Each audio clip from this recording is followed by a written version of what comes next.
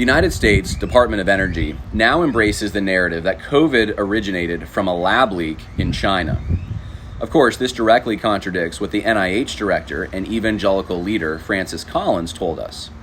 He said the lab leak theory was misinformation, that the virus was absolutely not man-made, and that the NIH never supported the kind of gain-of-function research that Senator Rand Paul claimed started the COVID situation. Ed Stetzer, the newly appointed dean of the Talbot School of Theology at Biola University, suggested that Christians who believed the lab leak theory needed to repent.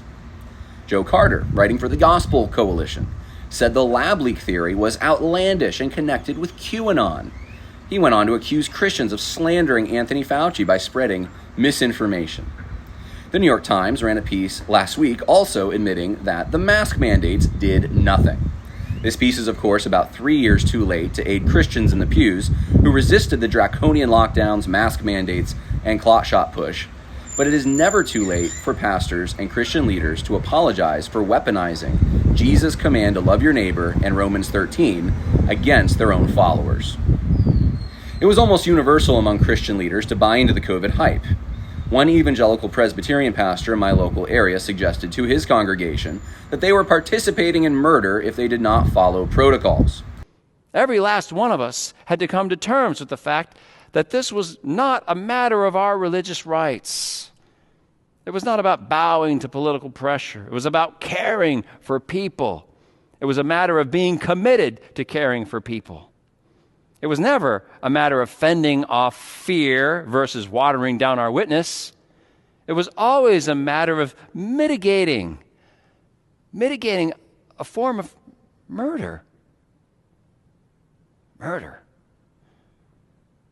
You might think that's too much to say, and we've had to wrestle with this. This is new for us, a painful truth. To be intentionally careless about being potentially contagious with COVID-19 is to be, or at least approach being, in violation of both the spirit and the letter of the law. Of course, now we know none of this is true. And some of us knew then, but we were ridiculed and slandered. I may agree to some extent with Ed Stetzer on this point. He says when Christians spread lies, they need to repent of those lies. Sharing fake news makes us look foolish and harms our witness. Trust with our leaders has been broken, yet there is hope. Proverbs 28:13 states, "Whoever conceals his transgressions will not prosper, but he who confesses and forsakes them will obtain mercy." Some may never forgive leaders who they think betrayed them, but this is not Christian. We need to forgive, but our leaders also need to repent. A little bit of humility goes a long way and puts us on a path to restore trust again.